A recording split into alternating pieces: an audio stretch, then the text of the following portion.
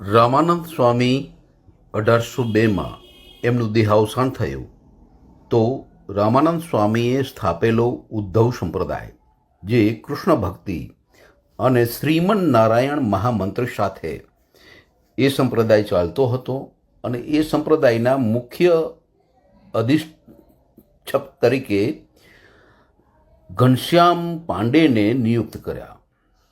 અને 1802માં જ્યારે રામાનંદ સ્વામીનું અકાળે મોત થયું તો એ સમયે આ ઘનશ્યામ પાંડેએ 15 જ દિવસમાં ગુરુએ આપેલા મંત્રનો અનાદર કર્યો, ગુરુએ આપેલી પરંપરાનો અનાદર કર્યો અને ગુરુએ આપેલા સંપ્રદાયનું બિલકુલ નામ બદલીને આ ધોખેબાજ ઘનશ્યામ પાંડે પોતે પોતાના સ્વામિનારાયણ સંપ્રદાય ચાલુ કર્યો અને આખા ઉદ્ધવ સંપ્રદાયનું નામો નિશાન ન રાખ્યું.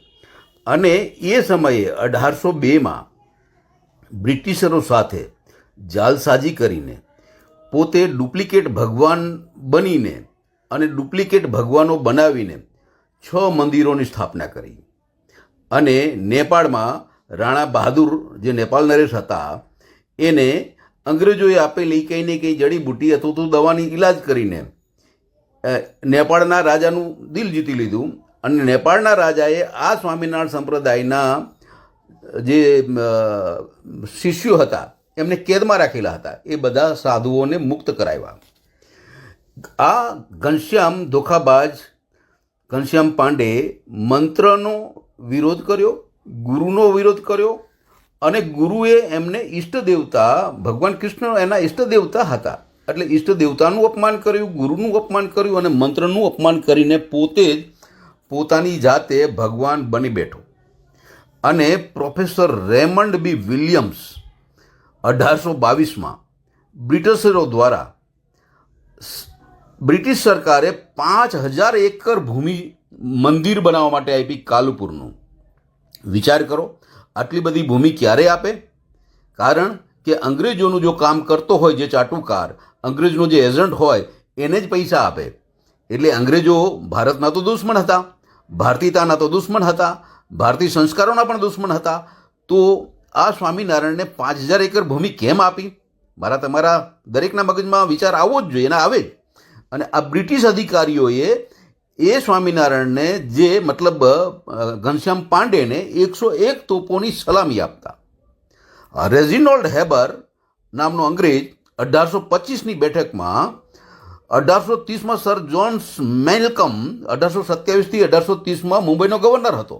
એના અનુસાર આઝાદી માંગતા ભારતીયો જે અંગ્રેજોની દ્રષ્ટિએ અરાજક સ્થિતિ પેદા કરતા હતા 1857 પછી, એટલે અંગ્રેજોની દ્રષ્ટિએ અરાજક પેદા કરનાર વ્યક્તિઓમાં અંગ્રેજોને મદદ કરી હતી. એટલે કે દેશદ્રોહી બનીને દેશપ્રેમીઓને હતભંગ કરવા માટેનું કામ આ સ્વામિનારાયણે કરેલું હતું. અંગ્રેજોએ સોંપેલા 5 કાર્યો, એને લોકોને ભ્રમિત કરવા માટે અંગ્રેજોએ એને 5 કાર્યો સોંપ્યા હતા કે જીવ શું છે, ઈશ્વર શું છે, માયા શું છે, બ્રહ્મ શું છે અને પરબ્રહ્મ શું છે. એમ કરીને 5 વાતોમાં લોકોને ભ્રમિત કરવા માટેનું આખું કામ કર્યું. રામાનંદનો વરિષ્ઠ સેવક જે મુક્તાનંદ હતો, અને એ મુક્તાનંદ રામાનંદના અવસાન પછીના પહેલા જ પખવાડિયામાં, એક જ પખવાડિયામાં આ પાખંડીઓએ ભેગા થઈને ગોપાલાનંદ અને મુક્તાનંદ અને એ બધા પાખંડીઓ ભેગા થઈને પોતાનું કામ શરૂ કર્યું. એને સ્વામિનારાયણ સંપ્રદાય ઊભો કર્યો અને પોતે ભગવાન બનીને લોકોને ભ્રમિત કરવા માટેનું કામ એ સમયે રામાનંદના અવસાનના 15 દિવસમાં કર્યું. આ હરામખોરો અત્યાર સુધી જન્મ શતાબ્દી ઉજવે છે, ફલાણાની, ઢીકણાની, પૂંછડાની, 200 વર્ષ થયા, 20 વર્ષ થયા, 100 વર્ષ થયા, પણ રામાનંદ સ્વામીની જન્મતિથિ ક્યારે ઉજવતા નથી. કારણ કે એ તો ગુરુના દ્રોહી હતા, પરંપરાના દ્રોહી હતા અને અંગ્રેજોના એ પીઠ્ઠુ હતા. એટલે આ સ્વામિનારાયણ સંપ્રદાય અંગ્રેજો દ્વારા પ્રસ્થાપિત થયેલો અને હિન્દુ ધર્મને, સનાતન ધર્મને તોડવા માટેનું કામ, સોંપેલું કામ પૂરું કરવા માટેનું આ બધા પાખંડીઓ ભેગા થઈને સ્વામિનારાયણ સંપ્રદાય શરૂ કર્યો છે.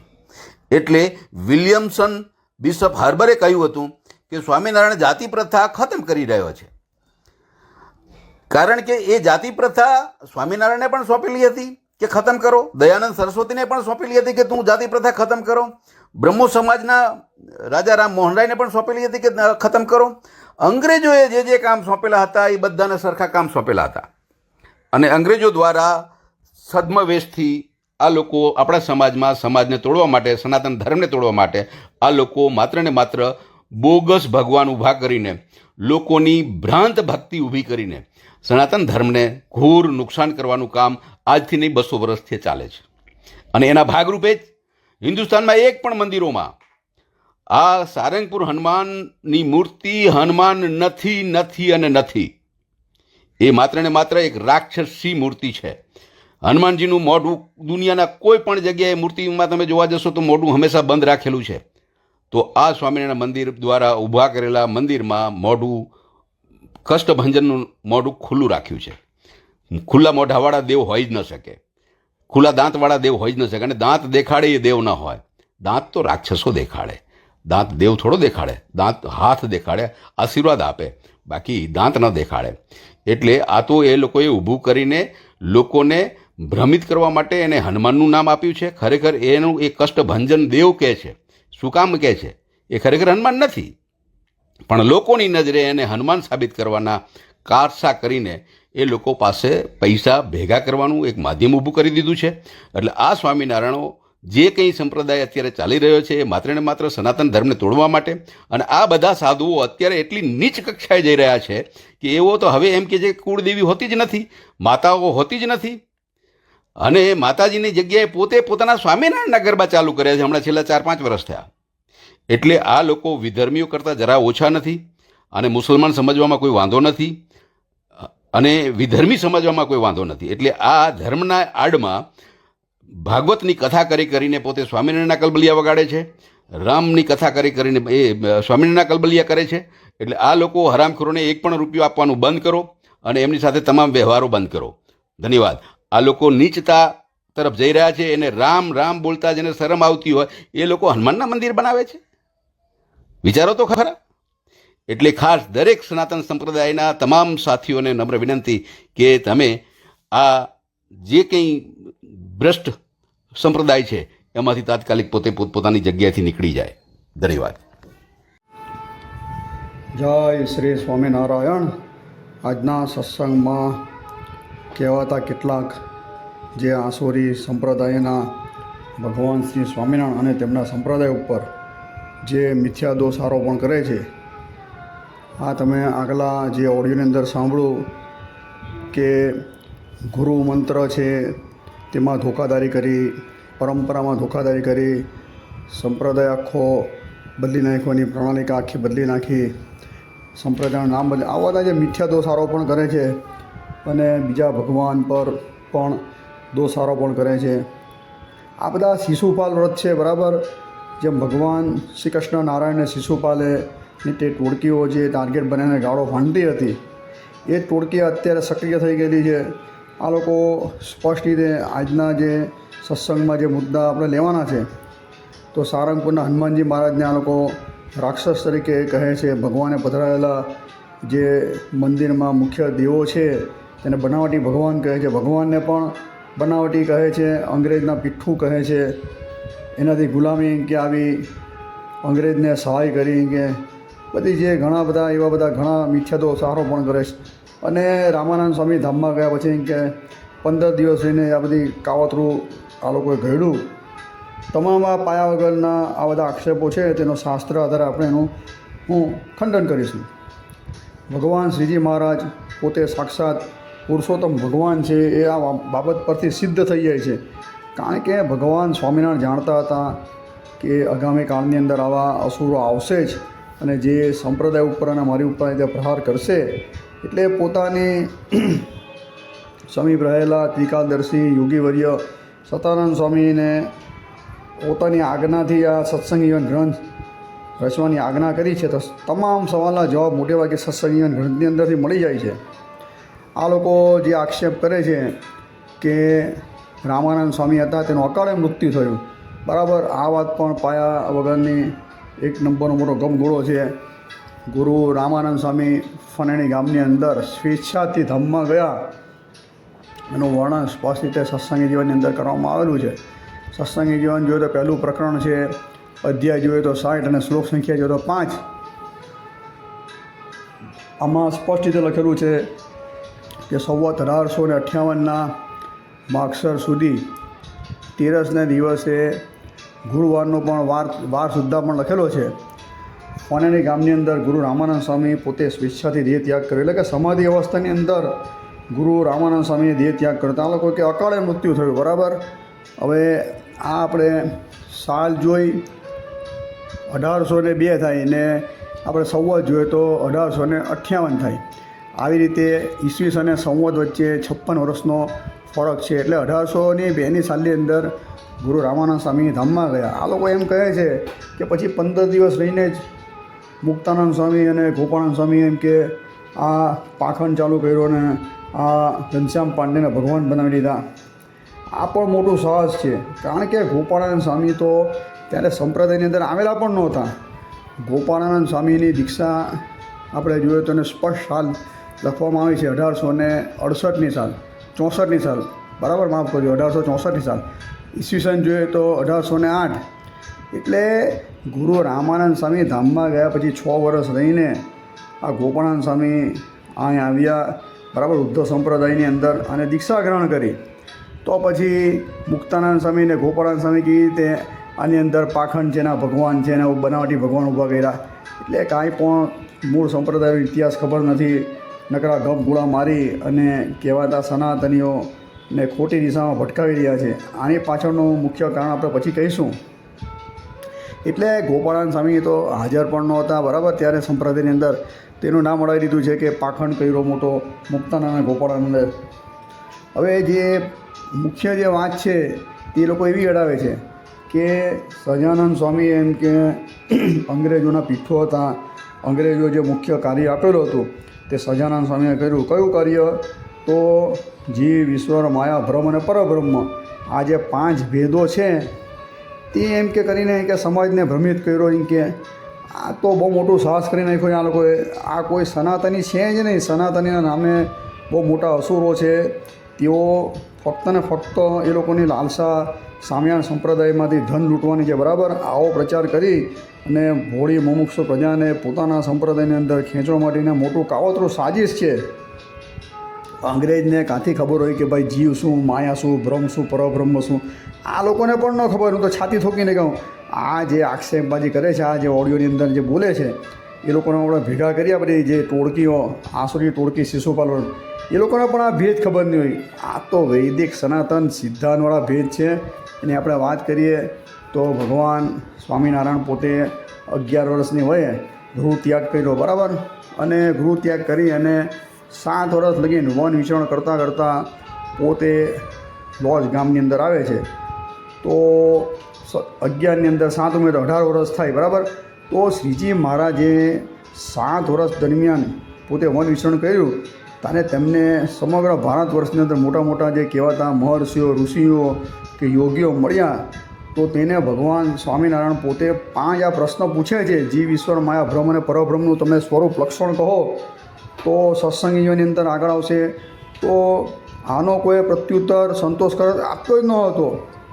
હવે લોજમાં કરાવ્યા તો એનું પણ સ્પષ્ટ રીતે નોંધ સતાનંદ સ્વામી લીધેલી છે. સંવત જોઈએ તો 1856ની સાલમાં ભગવાન સૌ પ્રથમવાર પોતાની વન વિચરણ લીલા સમાપ્ત કરીને લોજની અંદર પધાર્યા હતા. લોજની વાવ ઉપર તેમને બેઠા હતા. શ્રાવણ મહિનો હતો, વદી છઠ હતી, એટલે કે રાંધણ છઠ હતી, બરાબર. ઈસવીસન જોઈએ તો 1800 પૂરી સાલ થાય છે. આ વસ્તુ સતાનંદ સ્વામીએ હવે કઈ સમય છે તેવી બધું લખેલું છે. બહુ લાંબુ ઉતરતું નથી અંદર. પહેલું પ્રકરણ સત્સંગી જીવનનું અધ્યાય જોઈએ તો 50 છે અને શ્લોક સંખ્યા જોઈએ તો 33 છે, બરાબર. તો આ 1, 50 અને 33ની અંદર સ્પષ્ટ રીતે લખવામાં આવેલું છે કે શ્રીજી મહારાજ ઈસવીસન 1800ની સાલની અંદર વન વિચરણ કરીને આ લોજની વાવ ઉપર પધાર્યા. ત્યાં લોજની વાવ ઉપર ભગવાન સ્વામિનારાયણને સુકાનંદ નામના જે સાધુ હતા, રામાનંદ સ્વામીના, બરાબર, શિષ્ય, તેમાં અગ્રણીય મુક્તાનંદ સ્વામી હતા, તેમની પાસે આ નીલકંઠ વળીને લઈ જાય છે. ત્યાં બંનેનો નીલકંઠ વર્ણી અને મુક્તાનંદ સ્વામીનો મેળાપ થાય છે વહેલી વાર સંવત તમને કીધી બરાબર ને ઈસવીસન 1800 તો ગુરુ રામાનંદ સ્વામી ધામમાં જાય ત્યારે પહેલાં 2 વર્ષની વાત છે બરાબર. હજુ તો ભગવાન નીલકંઠ વર્ણી રામાનંદ સ્વામીને મળ્યા પણ નથી. ત્યારે મુક્તાનંદ સ્વામીને આ જ પ્રશ્ન પૂછે છે કે જીવ, ઈશ્વર, માયા, બ્રહ્મ અને પરબ્રહ્મ આ 5 જે છે તેનું તમે સ્વરૂપ, તેના લક્ષણ તમે યથાર્થ જણાવો. ત્યારે મુક્તાનંદ સ્વામી નીલકંઠ વર્ણીને આ 5 જીવ, ઈશ્વર, માયા, બ્રહ્મ અને પરબ્રહ્મ તેના વિસ્તારથી લક્ષણ કહે છે. આ સમગ્ર વાત સત્સંગી જીવન પ્રકરણ 1 અધ્યાય જોઈએ તો 51 અને શ્લોક સંખ્યા જોઈએ તો 23 થી 50 આની અંદર સ્પષ્ટ રીતે લખેલું છે. 51, 23 થી 50ની અંદર સત્સંગીની અંદર સ્પષ્ટ રીતે જીવ, ઈશ્વર, માયા, બ્રહ્મ અને પરબ્રહ્મ આનો વિસ્તારથી ભેદ લખેલો છે. અને આ મુક્તાનંદ સ્વામી પછી આગળ એમ કહે છે કે આ જે મેં તમને આના લક્ષણ કહ્યા તેનો વિસ્તાર જાણવો હોય તો તમે ગુરુ રામાનંદ સખી જાણજો. એટલે કે મુક્તાનંદ સ્વામીએ યથાર્થ આ ઉત્તર આપ્યો ત્યારે જ ભગવાન નીલકંઠ વર્ણી કહે છે કે મેં વન વિચરણ દરમિયાન અનેકને આ પ્રશ્ન પૂછ્યો પણ સંતોષકારક જવાબ તો તમે જ આપ્યો. એ તે પણ પછી મુક્તાનંદ સ્વામીનો નિર્માણી સ્વભાવ કેવો કે હજુ પણ વિસ્તારથી મારા ગુરુ જાણે છે આનું. એટલે આ જે ગુરુ રામાનંદ સ્વામીએ જે ઉદ્ધવ સંપ્રદાયની સ્થાપના સંવત 1811ની સાલમાં કરી હતી. 1811ની સાલમાં આની સ્થાપના થઈ ગઈ. એટલે કે ભગવાન નીલકંઠ વર્ણીના પણ કે કેટલા વર્ષો પૂર્વ આની સ્થાપના થઈ ગઈ હતી. 40-45 વર્ષ પૂર્વે આ ઉદ્ધવ સંપ્રદાયની સ્થાપના થયેલી હતી. ત્યારે પણ રામાનંદ સ્વામી જીવ, ઈશ્વર, માયા, બ્રહ્મ અને પરબ્રહ્મ એના ભેદ જાણતા હતા બરાબર. તો આ લોકો જેવો દાવો કરે છે કે 1830ની સાલની અંદર આને ભગવાન સ્વામિનારાયણને એમ કે આ લોકોએ આવું કાર્ય સોંપ્યું, જીવ, ઈશ્વર, માયા, બ્રહ્મ અને પરબ્રહ્મ આ તમે એમ કે ભ્રમ ઊભો કરો એમ કે સમાજની અંદર આવ પાયા વગરની વાહિયાત વાત છે બરાબર. ભગવાન સ્વામિનારાયણને આવું કોઈ કાર્ય સોંપવામાં આવેલું જ નહીં. ભગવાન શ્રીજી મહારાજને તો મુક્તાનંદ સ્વામી આ સમગ્ર પ્રત્યુત્તરના જવાબ આપ્યા ને એના વિસ્તાર તેના ગુરુ જાણતા હતા. એટલે કે આ સંપ્રદાય ઉદ્ધવ સંપ્રદાયની અંદર આ જે 5 ભેદ છે અનાદિ એ તો ગુરુ રામાનંદ સ્વામીએ વર્ષોથી લોકોને કીધા હતા. તો અંગ્રેજની વાત ક્યાંથી આવી ગઈ અંદર? એટલે પાયા વગરની વાત છે, વાહિયાત વાત છે બરાબર. કોઈને 1800 ઈસવીસન કરવા હોય તો એમાંથી 56 વર્ષ બાદ કરી નાખજો એટલે સંવત આવી અરે ઈસવીસન આવી જશે બરાબર સંવતમાંથી. હવે આ લોકો એમ કહે છે કે રામાનંદ સ્વામીની જયંતિ નથી ઉજવતા, પોતાની જયંતિ ઉજવે છે એ પણ હાવ જૂઠાણું છે. ભગવાન સ્વામિનારાયણે પોતે સ્વયં સત્સંગી જીવન પ્રકરણ 4 અધ્યાય જોઈએ તો 61ની અંદર શ્લોક સંખ્યા જોઈએ તો 34 થી 49ની અંદર રામાનંદ સ્વામીની જયંતિ ઉજવવાની વિસ્તારથી ચર્ચા કરેલી છે કે જે ગુરુ રામાનંદ સ્વામી છે તેનો પ્રાદુર્ભાવ જે છે તે શ્રાવણ માસની અંદર થાય છે અને તે પણ જન્માષ્ટમીના દિવસે જ થાય છે.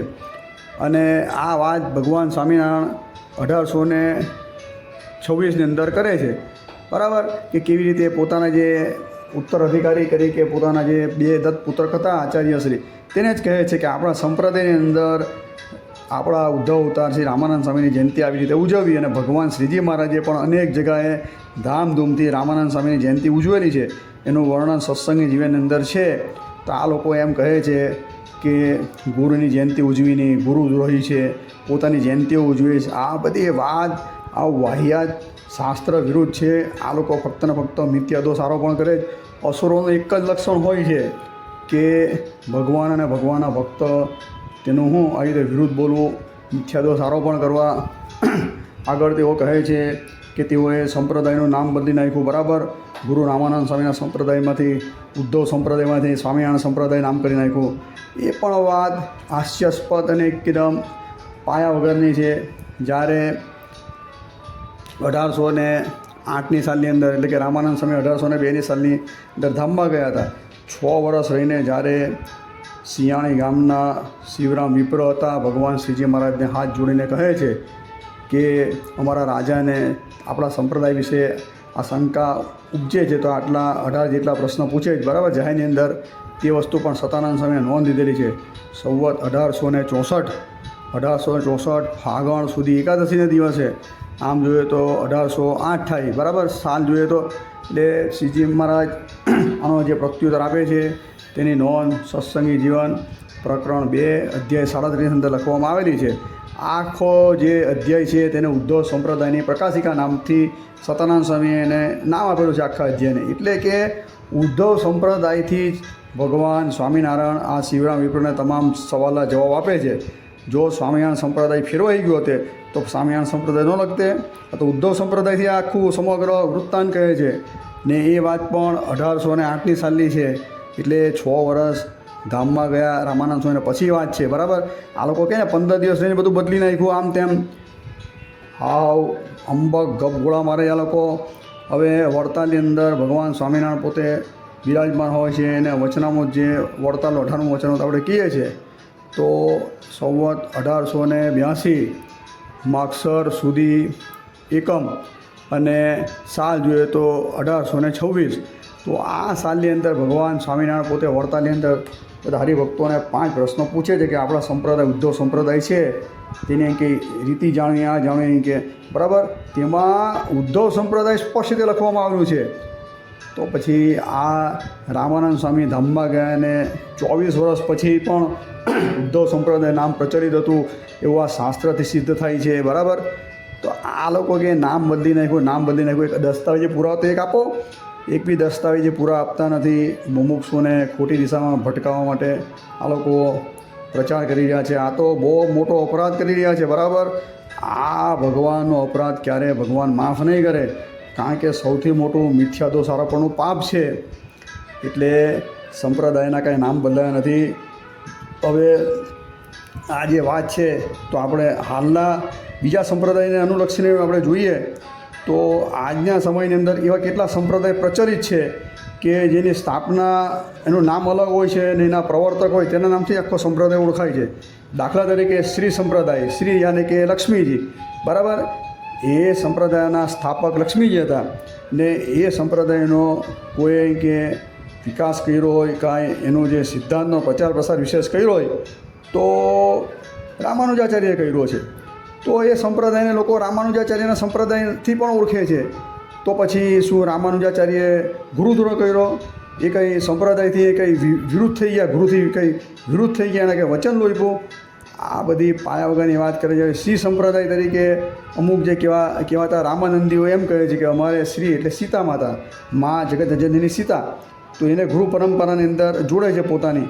તો એ સીતાજીએ પોતે મુખ્ય હોય છે અને એનો પ્રચાર પ્રસાર કરનાર રામાનંદી હોય છે. તો રામાનંદી સંપ્રદાયથી જ ઓળખાય છે. તો આપણે શું એમ કહીશું કે આ લોકોએ બી અહીં કે ગુરુદ્રોહ કર્યો, વચનદ્રોહી છે આ લોકો પાખંડ કર્યો? એટલે માપ મારો ભાઈ, માપ માર્યો. ખબર નહીં પડતો મૂંઘા મતર રહેવું. હવે ત્રીજી એક વાત કરી દઉં કે રુદ્ર સંપ્રદાય એટલે કે એનો પ્રચાર પ્રસાર વલ્લભાચાર્યએ કર્યો અને શુદ્ધાદ્વૈત મત છે એનું પ્રતિપાદન કર્યું. તો આ બાજુ આ લોકોએ વિશિષ્ટાદ્વૈત મતનું પ્રતિપાદન કર્યું. બરાબર. બે સંપ્રદાયવાળા, શ્રી સંપ્રદાયવાળા.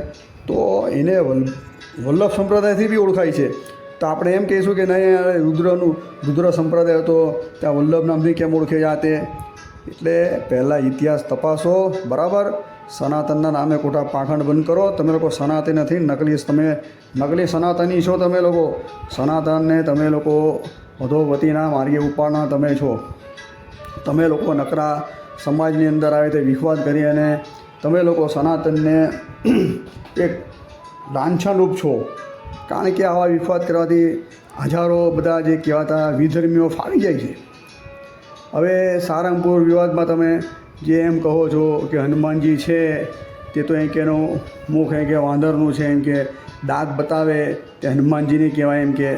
તો આ બધી વાત પણ પાયા વગરની છે. દાંત બતાવે તેને રાક્ષસ કીધો. બરાબર. એમ કહે છે દાંત એમ કે રાક્ષસ બતાવે એમ કે કોઈ દિવસ એમ કે દેવતા બતાવે જ નહીં. એટલે હનુમાનજી છે જ નહીં, ક્યાં તો એમ કે રાક્ષસ છે સારંગપુરની અંદર. આવા હનુમાન દાદાનું પણ અપમાન કરે છે આ લોકો કેવી રીતે સનાતની કહેવાય? હવે હું એમ કહું કે આની પાસે કોઈ પ્રમાણ હોય આ લોકો પાસે, કોઈ નામથી તો વિડીયો બહાર પાડ્યો નથી આ લોકોએ. બરાબર. નામથી કંઈ પાડ્યો હોય વિડીયો તો આપણે તરત એને શું છે લલકારીએ જાહેરની અંદર. ને આ બાયલાઓ કે આવે એવા છે નહીં જાહેરની અંદર શાસ્ત્ર કરવા માટે, કારણ કે શાસ્ત્રનો સો તો ખબર નહીં સનાતનનો. ભગવાન વેદ વ્યાસ રચિત કોઈ પણ ગ્રંથની અંદર આ લોકોને આપણે પૂછીએ જાહેરની અંદર કે બતાવો કે કાં એવું લખેલું છે કે દાંત બતાવે તો એ રાક્ષસ કહેવાય. બરાબર. એ રાક્ષસી મૂર્તિ કહેવાય. ભગવાન વેદ વ્યાસના વચન બતાવો. હું એમ કહું કે ગણપતિ દાદા છે તેના પણ બે દાંત છે, બે દાંત દેખાય છે, તો આપણે ગણપતિ દાદાને હું રાક્ષસ કહીશું? બોલવામાં માપ રાખો. કંઈ ખબર ન પડતી હોય તો તમે જે કામ કરતા હોય તો કરો. એક દંત્ર આખું નામ છે એક દંત કરીને ગણપતિ દાદાનું, તો આવી રીતે દાંત દેખાવા કે બતાવવા એનાથી કંઈ કોઈ માણસ રાક્ષસ થઈ જતો નથી. આ તો આ લોકો સારંગપુરની આવક, સારંગપુરનો વિકાસ જોઈ શકતા નથી. સારંગપુરની અંદર રોજ 20,000 માણસ વગર પૈસે જમે છે, બરાબર. કોઈ બી નાત જાતના ભેદભાવ વગર કોઈ પણ આવે ત્યાં દાદાનો થાળ જે છે, પ્રસાદ છે, તે આરોગ્ય છે, દર્શન કરે છે, પોતાની આદિ વ્યાધિ ઉપાધિ દૂર થાય છે ત્યાં. અને હમણાં તાજેતરમાં ત્યાંના સાધુઓએ જે ભગવાન શ્રી કષ્ટભંજન દેવનો જય જયકાર કર્યો ગુજરાતની અંદર, લગભગ 2.5 લાખ જેટલું માણસ ભેગું થયું, 2 થી 2.5 લાખ માણસ, તે રામકથા કરીને હનુમાન ચાલીસાના પાઠ કર્યા, તો આ લોકોના પેટમાં તેલ આવ્યું.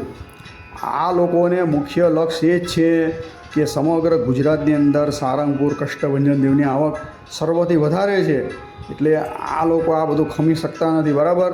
એ લોકોના મંદિરમાં કોઈ જતું જ નથી, કારણ કે આવા દુષ્ટ સ્વભાવવાળા આસુરીમતીવાળા હોય ત્યાં કોણ જાય? જ્યાં દાદાને બે છોડતા નથી, હનુમાન દાદાનો દ્રોહ કરીને આ લોકો આવી રીતે આવા શબ્દ વાપરે, રાક્ષસ શબ્દ, બરાબર. ને કહેવા તો કૌશિક ચૌધરી બરાબર ડેન્ટિસ્ટ છે, બરાબર, તે પણ એમ કહે છે, એક એની કોમેન્ટની અંદર એક ફરતી કોમેન્ટ સોશિયલ મીડિયામાં ફરે અત્યારે પણ, એ પણ એમ કહે છે કે દાદા ત્યાં હનુમાન દાદા છે ને સારંગપુરની અંદર, એ તો અહીં કે શું છે, રાક્ષસ છે. જાહેરમાં પ્રમાણ અપાવો તારી તાકાત હોય તો, બરાબર. કૌશિક ચૌધરીને કહીએ છીએ આપણે, કોઈ ભગવાન વેદવ્યાસના પ્રમાણ આપીને બતાવે આ લોકો કે આ શું છે, રાક્ષસ છે. અમે પ્રમાણ આપીએ, બરાબર, કે કોણ છે હનુમાન દાદા, એવું પ્રમાણ આપીએ. આ જોઈ લઉં, અમારા સમગ્ર દસ્તાવેજ પુરાવા અમારી પાસે છે. આજથી 250 વર્ષ પૂર્વે જે કહેવાતા અમારા વડતાલ ગાદીના આચાર્ય ચૂડામણી આચાર્ય શ્રી બિહારીલાલજી મહારાજે પોતાના ગ્રંથ શ્રી હરિલીલામૃતમની અંદર સ્પષ્ટ રીતે લખેલું છે, કળશ જોઈએ તો 10, વિશ્રામ જોઈએ તો 17. આ 10, 17ની અંદર સ્પષ્ટ રીતે એવું લખવામાં આવેલું છે કે સારંગપુરની અંદર હનુમાનજી મહારાજની પ્રતિષ્ઠા કરવાની છે. હવે એનો ઇતિહાસ ટૂંકમાં જોઈએ તો ઇતિહાસ એવો હતો કે ભગવાન શ્રીજી મહારાજ બોટાદ ગઢડાની આજુબાજુ એક મોટું મંદિર બનાવવાના હતા. તો જગા જોઈ તો તેમને જગા આ સારંગપુરની અંદર પસંદ પડી. તો જીવા બાપુ હતા, જીવા ખાચર હતા, તો તેમણે ભગવાન સ્વામિનારાયણને પોતાની જમીન હતી તે સમર્પિત કરી. પણ દાદા ખાચર અને તેમના પરિવારના બહુ આગ્રહથી ભગવાન શ્રીજી મહારાજ ગઢપુરની અંદર મંદિર બનાવે છે. જીવા ખાચર ઉદાસ થાય છે, ત્યારે ભગવાન સ્વામિનારાયણ જીવા ખાચરને વરદ આપે છે કે આ તમારા સારંગપુરની અંદર મોટું તીર્થધામ બનશે, તેમાં દેશ વિદેશથી લોકો આવશે અને તમારા જે કહેવાતા સારંગપુરની અંદર આ બધી જે છે વાત ત્યાં હરિનામની અંદર લખાયેલી છે. એટલે ભગવાન શ્રીજી મહારાજે આગાહી કરેલી, વરદાન આપેલું હતું, એના આ વરદાન રૂપે આપણે જોઈએ તો સારંગપુરની અંદર હનુમાનજી મહારાજની પ્રતિષ્ઠા થઈ. જીવા ખાચર ધામમાં ગયા, ભગવાન શ્રીજી મહારાજ પણ પોતે સ્વેચ્છાથી સ્વધામ ગમન લીના કરી. પછી તેમના જે પુત્ર હતા, પુત્ર વાઘા ખાચર, તેમણે ભગવાન સ્વામિનારાયણના સ્થાનક પર આદિ આચાર્ય રઘુવીરજી મહારાજને પ્રાર્થના કરી કે આપણા ઈષ્ટદેવ ભગવાન શ્રી સ્વામિનારાયણ તમારા પિતાના જે વરદાન હતા કે અહીં એક મોટું ધામ બને, બરાબર. તો આપ શ્રી અહીં અમારા સારંગપુર ગામની અંદર મોટું કોઈ મંદિરની રચના કરાવો. તો આદિ આચાર્ય શ્રીએ તરત જ ગોપાળાનંદ સ્વામીને આજ્ઞા કરી કે રઘુવીરજી મહારાજે, બરાબર, રઘુવીરજી મહારાજે આજ્ઞા કરે કે ગોપાળાનંદ સ્વામી જાઓ. ગોપાળાનંદ સ્વામી ત્યાં પથ્થર ઉપર અંકિત કરે છે આવી રીતે મૂર્તિનો. હું તમે એ કરો, જે કડિયા હતા તેણે એ શિલ્પી કળાના જાણકાર હતા, ભવ્યથી ભવ્ય હનુમાનજી મહારાજની મૂર્તિનું એ કર્યું. હવે કયા હનુમાનજી મહારાજ પધરાવવા, બરાબર, કોણ પધરાવવા તેની વાત હતી. તો સમાધિની અંદર ગોપાળાનંદ સ્વામીએ પોતાના શિષ્યને મોકલા. ભગવાન શ્રીજી મહારાજ સ્પષ્ટ રીતે કહે છે કે જે ધર્મ કુળના કુળદેવતા જે છે તેને જ અહીં પધરાવો. હવે ધર્મકુળના કુળદેવતા કોણ હતા તો એની બી સ્પષ્ટ આગળ ઘણીવાર થઈ ગયેલી છે. અને પછી ભગવાન સ્વામિનારાયણ કહે છે કે જે સીતા માતા અને ભગવાન શ્રી રામ જેની સેવામાં રહે છે હવરની, એવા હનુમાનજી મહારાજને પધરાવો હોય કે સારંગપુરની અંદર. એટલે આ હનુમાનજી કોઈ અવર નથી, બરાબર, સાક્ષાત ભગવાન શ્રી રામચંદ્રજીના સેવક છે, મા જગતજનની સીતાજીના સેવક છે. અને ધર્મ કુળના પણ અહીં કહેવું છે કુળ દેવતા છે એમ કે એને પધરાવ્યા છે. હવે ધર્મદેવને જ્યારે આપત્તિકાળ આવે છે, બરાબર, અસુરો પીડે છે, ત્યારે ધર્મદેવ પોતે સ્વયં જાતે જ અયોધ્યાની અંદર હનુમાનગઢીની અંદર રહીને 16 અક્ષરનો જે મંત્ર બોલે છે, નીતિ પ્રવીણ નિગમાગમ શાસ્ત્ર પૂજે રાજાધિરાજા રઘુનાયક મંત્રી વળી આખું જ આખો અષ્ટક છે તે ભગવાન સ્વામિનારાયણના પિતા કહેવાતા આ ધર્મદેવ બોલે એની વાત સત્સંગી જીવન પ્રકરણ 1 અધ્યાય 17ની અંદર લખવામાં આવી છે. તો આ અષ્ટકના પહેલાં શબ્દ લઈ અને ઓમ અને પાછળ ફટ સ્વાહા લગાવી નાખવો જે મંત્ર અત્યારે પ્રચલિત છે, આપણે જે બોલીએ છીએ હનુમાનજી મહારાજનો, ઓમ નમો હનુમંતે ભય ભંજાનાય સુકમ કુરુ પટ સ્વાહા, આ મંત્ર ભગવાન સ્વામિનારાયણના પિતાએ પોતે સ્વયં અયોધ્યાની અંદર હનુમાનગઢીની અંદર, બરાબર, આનો જપ કરેલો હતો. આ બધી વસ્તુ સ્વામિનારાયણ સંપ્રદાયના ઇતિહાસ અને ભગવાન સ્વામિનારાયણથી આજ્ઞાથી બનેલ આ સત્સંગીજીની અંદર અને નોંધ લેવામાં આવી છે.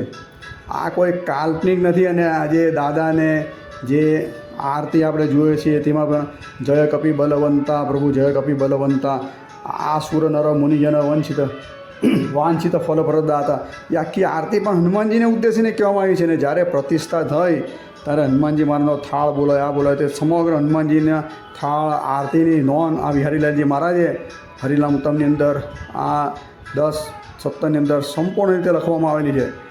એટલે હું બહુ વિસ્તાર કરતો નથી. એટલે હનુમાનજી મહારાજ જે છે તે કોઈ અવર નથી, સાક્ષાત શું છે, હનુમાનજી જ છે. આ લોકો રાક્ષસ કે આ લોકોની મતિ ભ્રમિત થઈ ગયેલી છે. લોકોને આ સારંગપુરના હનુમાનજી મહારાજમાંથી આસ્થા તોડવાનું આ લોકો કામ કરી રહ્યા છે. ક્યારે પણ આ લોકોની મેલી મુરાદ સક્સેસ થવાની નથી, કારણ કે દાદાનો પ્રતાપ જ એટલો બધો છે. આ લોકો જેટલા પણ આ ભગવાનનો અને દાદાનો જે અપરાધ કરી રહ્યા છે, ટૂંક સમયમાં દાદાની ગદા ચારે બાજુ ફળશે, બરાબર. દાદા પરચો આપ્યા વગર રહેતા જ નથી કોઈને. ટૂંક સમયમાં આ લોકોને પરચા મળી જ જશે. હવે આ લોકો એવો બફાટ કરે છે કે આ લોકો એમ કે રામ નામ બોલતા નથી ને રામની મૂર્તિઓ પધરાય, આમ તેમ ને રામ મંદિર બનાવી. પણ આ લોકોની બ્રાહ્મક માન્યતા છે. રોજ મંદિરની અંદર આપણે જોઈએ તો રામકૃષ્ણ ગોવિંદ ધૂન બોલાય છે, બરાબર. રામકૃષ્ણ ગોવિંદ જય જય ગોવિંદ એમ કહીને આખી રામકૃષ્ણની ધૂન બોલાય. તો આ લોકો કેવી રીતે મિથ્યાત્વ આરોપણ કરે કે રામ નામ બોલતા નથી. કશી કોઈ પણ સ્વામિનારાયણ મંદિરમાં તમે જજો તો આ ધૂન દરરોજ સંધ્યા આરતી પછી બોલાય છે, રામ નામ બોલાય છે. ભગવાન રામનો જયંતિ ઉજવાય છે, બરાબર, ધામધૂમથી. આ લોકો એવો આક્ષેપ કરે છે કે શ્રીમદ નારાયણનો કે મંત્ર છે તે બદલી નાખ્યો, એનો છેદ ઉડાવી નાખ્યો. પણ મૂર્ખાઓને ખબર નથી. ભગવાન સ્વામિનારાયણ સ્વસ્તે લખેલ શિક્ષાપત્રીની શ્લોક 6ની અંદર ભગવાન શ્રીજી મહારાજ શ્રીમદ નારાયણની સ્મૃતિએ સહિત કે રૂડા આશીર્વાદ એમ કરીને લખે. તો શ્રીમદ નારાયણનું નામ આવે ને જે મેં તમને વાત કરી, જે ધૂન બોલાય છે રોજ સંધ્યા સમયે રામકૃષ્ણ ગોવિંદવાળી, તેમાં પણ શ્રીમદ નારાયણ હરે, શ્રીમદ નારાયણ હરે, શ્રીમદ નારાયણનો મંત્ર નામ આવે જ છે, બરાબર. કોઈ મંત્ર બદલા નથી. બધું એમનું હેઝિટીસ છે. પણ આ લોકોની મતિ ભ્રમિત થયેલી છે. એટલે એ લોકોના માટે બધું ગોળ વાત છે. એ લોકોની એમ કહે છે ભગવાન સ્વામિનારાયણે પધરાવેલા જે 6 મંદિરની અંદરના દેવતા છે તે પણ એક બનાવટી છે.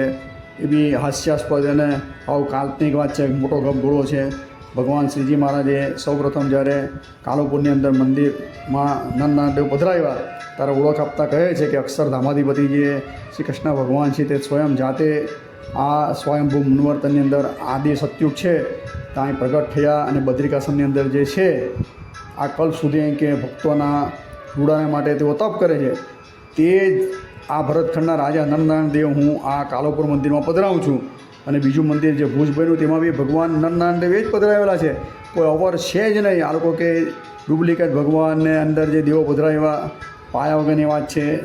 ચોથું પ્રકરણ 25મો અધ્યાય વાંચી લેજો, બરાબર. સત્સંગીજીઓનો ચોથું પ્રકરણ 27મા અધ્યાયની અંદર વડતાલના લક્ષ્મીનારાયણ દેવ કોણ છે એની ઓળખાણ આપતા ભગવાન શ્રીજી મહારાજ કહે છે કે દ્વારકાધીશ સ્વયં જાતે પોતે રૂકમણી સહિત આ વડતાલની અંદર બિરાજમાન છે.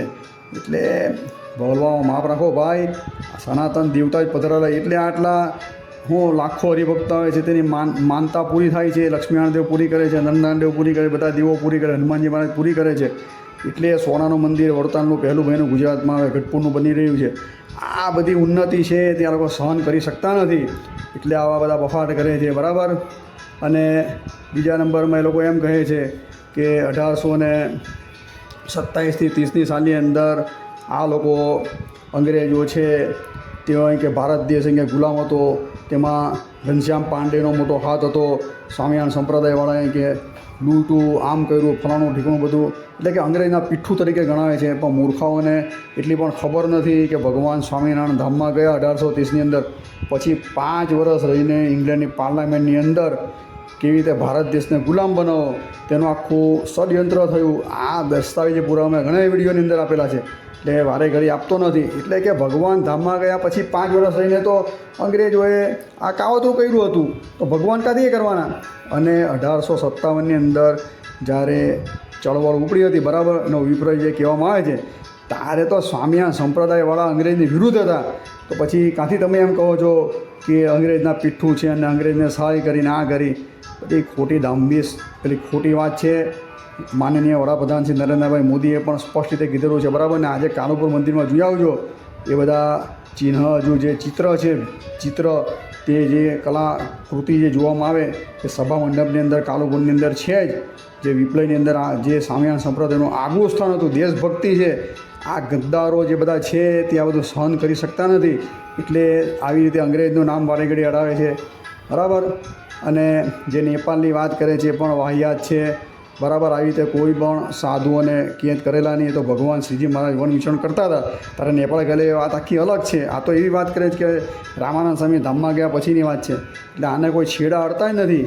એવી તો બધી કેટલીઓ વાત અડાવે જે પાયા વગરની વાત છે, વાહિયાત છે, મોટા ગપ ઘોડા છે. એક પણ તર્ક એ લોકોનો સુસંગત છે નહીં.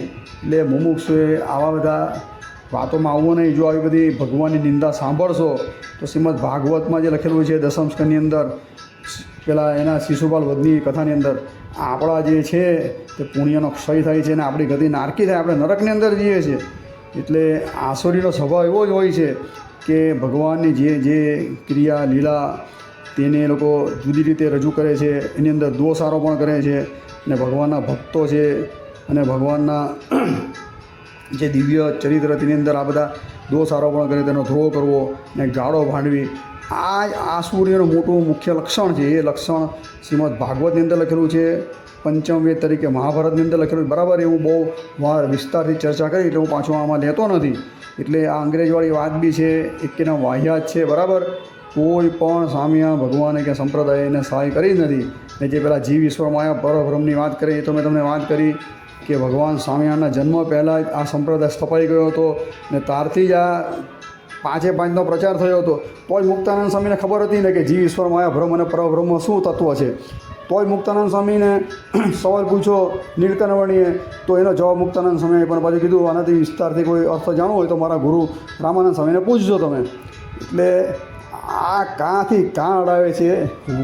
જે મૂળ ઉદ્ધવ સંપ્રદાયનું જે તત્વજ્ઞાન જે છે એ સમગ્ર તત્વજ્ઞાન આપણે જોઈએ તો રામાનંદ સ્વામીનું છે, બરાબર. તો આ રામાનંદ સ્વામી કૃત જ આ બધું જીવ ઈશ્વર માયા ભ્રમ અને પરબ્રહ્મ, એમાં જે મુખ્ય જે 3 તત્વો કીધા, આત્મા, પરમાત્મા અને માયા, તો એની અંદર જે જીવના છે તે 2 ભેદ વિશે જ ભગવાન સ્વામિનારાયણના ગુરુએ રામાનંદ સ્વામીએ પાડીને બતાવ્યા, બરાબર. ને એ વસ્તુ ભગવાન શ્રીજી મહારાજ પોતે જે ગુરુ પરંપરાની અંદર આવતા હતા તો એણે પ્રચલિત કરીને લખાય વચનાવતાદિની અંદર. એટલે આની કશી આ લોકોને કક્કાની ખબર નથી પડતી. તત્વજ્ઞાનમાં શું ખબર પડે આ લોકોને. એટલે આવી રીતે હાવ ખોટી વાતો કરી અને ભગવાનનો દ્રોહ કરી રહ્યા છે. અને ભગવાનના જે નન સંતો સાવ નિર્દોષ સેવા મુક્તાનંદ સ્વામી, ગોપાળાનંદ સ્વામી નામે બધી વાતો આવી ગોઠવી નાખેલી છે. આવી તો બધી ઘણી વાતો એ બોલે છે, બરાબર. કેટલી આપણે એની ચર્ચા કરી, બધી તમામ એ બધી એ લોકોની વાતો છે એ શાસ્ત્રથી વિરુદ્ધાભાસ દર્શાવે છે. અને આનું જે પરિણામ છે એ લોકોને ભોગવવું જ પડશે, કારણ કે આની પાછળનું કોઈ લોજિક હોય તો એ લોકો જે છેલ્લે જે આ ઓડિયોની અંદર જે બોલે છે કે આ લોકોને કે કોઈ પૈસા આપવાની, એમ કે એ લોકોમાં કથા માની જવું, બરાબર. એ લોકોના મંદિરમાંથી કે એના સંપ્રદાયને દૂર થવું, આ લોકોનો જે મેલો મિરાજ છે તે આ જ છે કે એ લોકોને કોઈ પૈસા આપતું નથી, એના સંપ્રદાયમાં કોઈ જતું નથી, બરાબર. એને કોઈ આર્થિક સહાય પણ આપતું નથી. ને આ સંપ્રદાયની જે હરણફાળ જે વિકાસ એની ગાથા જે લખાઈ ગઈ છે, સુવર્ણ અક્ષરે લખાઈ છે. ભવ્યથી ભવ્ય જે ઉત્સવ થયા ભુજની અંદર, અમદાવાદની અંદર, વડતાલની અંદર, હવે આવનાર દિવસની અંદર ધોલેરા, પછી ગઢપુર, જુનાગઢ, એની અંદર જે 200 વર્ષના જે ઉત્સવ થશે આ અસુરો બળી મરવાના, બરાબર. આ લોકો ખમી નહીં શકે આવા ઉત્સવ. તો એ લોકોને સપનાઓ, એ લોકો બધા બી ભેગા થાય ને તો બી આવો એક ઉત્સવ એ લોકો ઉજવી શકે એવા છે નહીં, તાકાત નથી. કારણ કે કરવું કાંઈ નથી. ખરેખર સનાતનનો કોઈ વિકાસ કરનાર સંપ્રદાય હોય આ સ્વામિનારાયણ સંપ્રદાય. છાતી ઠોકીને કહું છું, જે સંપ્રદાય ભગવાન વેદ વ્યાસે જે જ્ઞાન આપેલું છે વાસુદેવ મહાત્મ્ય ગ્રંથનું, બરાબર, જેમાં સનાતન ગ્રંથ આખો વાસુદેવ મહાત્મ્ય ગ્રંથ છે, એ સ્વામિનારાયણ ભગવાને કીધું અમારા સંપ્રદાયનો મૂળ છે ને એનો જ પ્રચાર પ્રસાર ભગવાન શ્રીજી મહારાજે કરેલો છે કે ધર્મ, જ્ઞાન, વૈરાગ્ય સહિત ભક્તિ કરવી એ સનાતન ધર્મનું મુખ્ય લક્ષણ છે.